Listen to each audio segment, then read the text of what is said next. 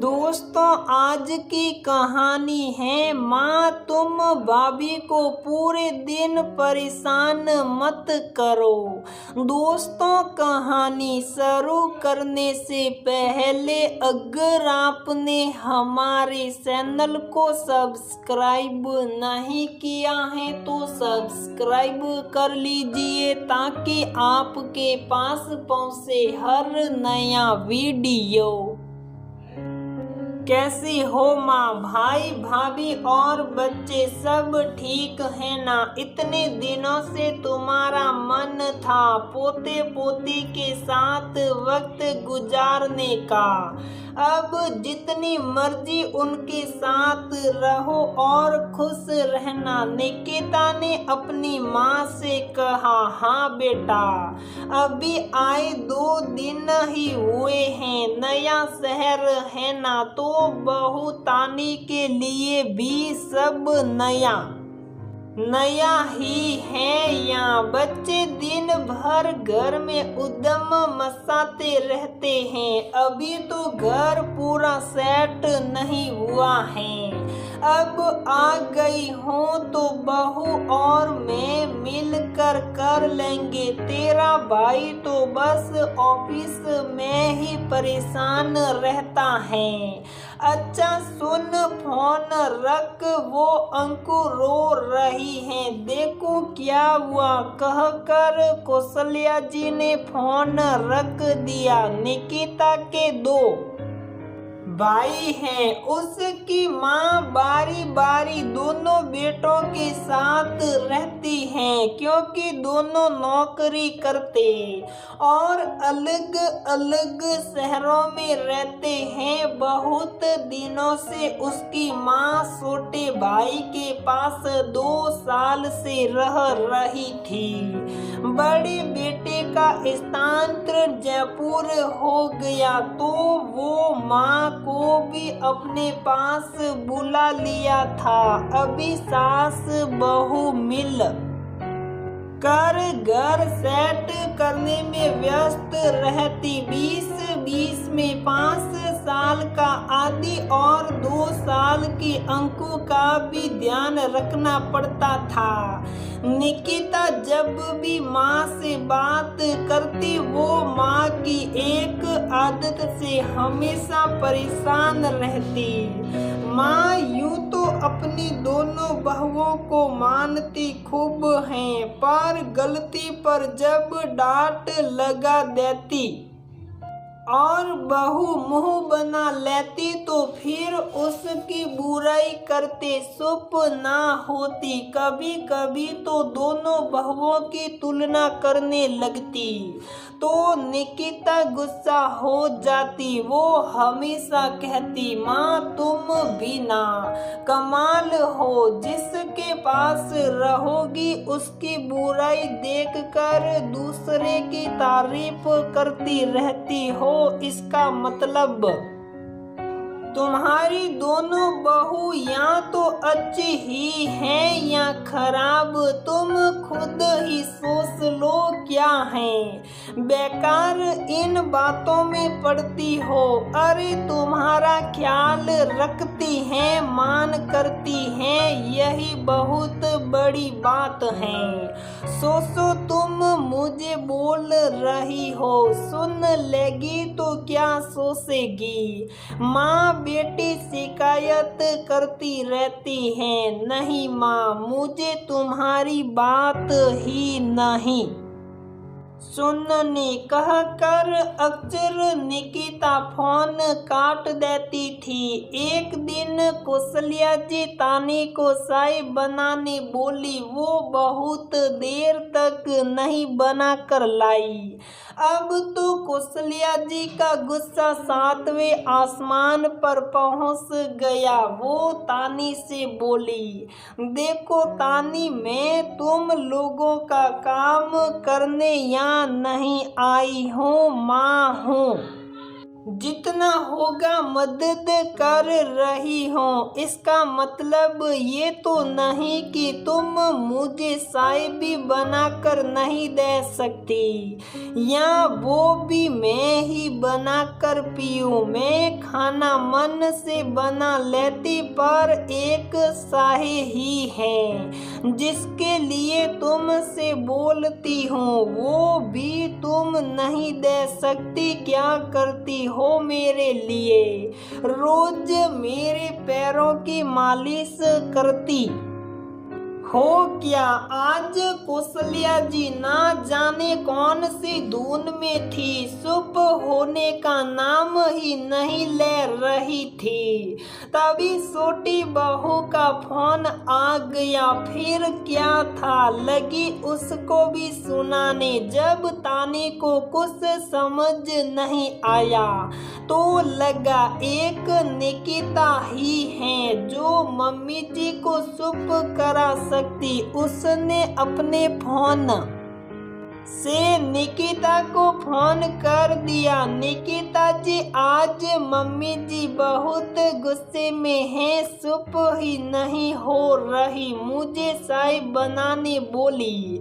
मैं अंकु को सुला रही थी। मम्मी जी चाय के लिए बोली। वो बंद कमरे में सुनाई नहीं दिया और बस वो बोल रही, क्या करती हो मेरे लिए? प्लीज आप उनसे बात करिए और शांत करवाइए, कहीं तबीयत ना बिगाड़ ले। निकिता ने माँ को फोन किया। वो तो अभी भी गुस्से में ही थी। कैसी हो माँ? इतना शांत क्यों सड़ा रखी हो? कुछ काम कर रही थी क्या? निकिता अनजान बनकर पूछी। वो तानी कहकर कुछ देर चुप हो गई और फिर सारी बात बता दी। माँ, क्या मिला गुस्सा करके? भाभी अंकु को सुला रही थी, ऐसी में कमरा बंद था, तुम्हारी आवाज सुन नहीं पाई, इसके लिए इतना गुस्सा। निकिता ने समझाते हुए कहा, वो मेरे लिए करती ही क्या है? मैं ही दिन भर रसोई और बच्चों में उसकी मदद करती रहती। वो मुझे एक कप चाय नहीं पिला सकती। कौशल्या जी बोलने लगी। माँ, भाभी तुम्हारी बहू है, उसको जितना प्यार सने दोगी वो भी तुमको देगी। मन में ऐसी छोटी छोटी बातों से कड़वाहट घोल कर तुम अपना रिश्ता क्यों खराब करती हो? मुझे समझाती हो। सास का ध्यान रखना तो वो भी तुमसे सने रखेगी। तुम जो बोलती हो मैं करती भी हूँ। हमारा रिश्ता बहुत मजबूत है माँ। मेरी सास का मैं मान करती तो वो भी बेटा बेटी सा मान देती। छोटी छोटी बातों से मन में कड़वाहट क्यों लाना? कभी कभी मेरी सास भी गुस्सा करती, पर वो ऐसे नहीं कि मुझे कुछ भी सुना दे।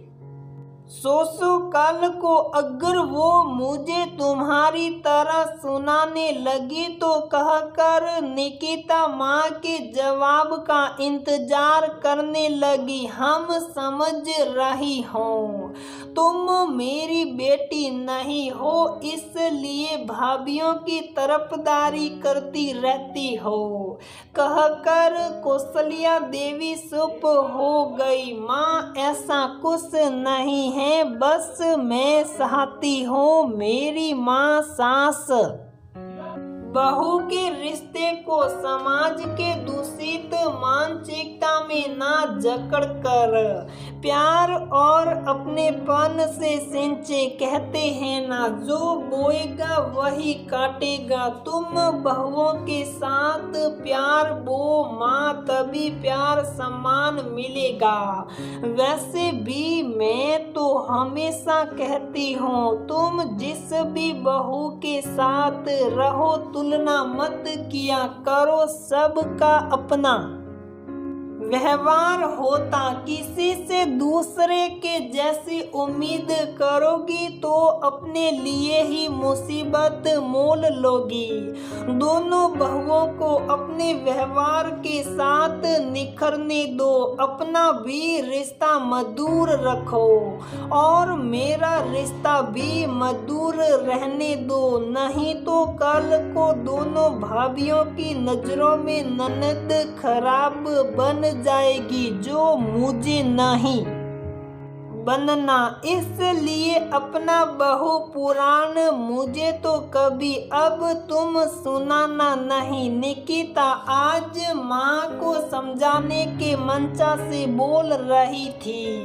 बेटा कहा तो तुम ठीक रही हो, पर तानी की कुछ आदतें मुझे पसंद नहीं आती, क्या करूं?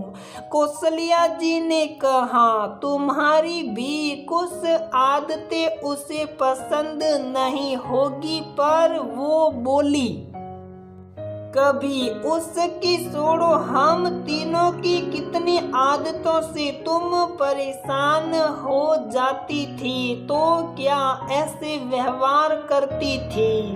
नहीं ना, बस वैसे ही बहू को अपना समझो, तुम भी बहू बनकर आई थी। जो तकलीफ तुमने सही बहू को क्यों सहने देना, सोच बदलो माँ।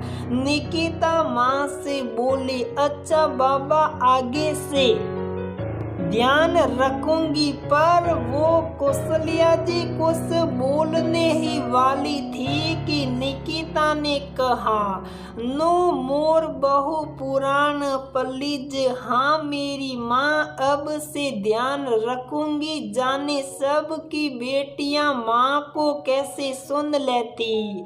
एक मेरी बेटी है जो बहु पुराण बोल चुप करवा देती। कौशल्या जी कुछ गुस्से और कुछ मुस्कान के साथ बोली दोस्तों आप सब भी कोई बहू कोई सास और कोई बेटी होगी, आपको क्या लगता है? निकिता अपनी माँ को एक बेटी के तौर पर सही सलाह दे रही थी और गलत। आप कैसे रिश्ते में रहना पसंद करेगी, कैसी सास बहू और बेटी के रूप को जीना पसंद करेगी?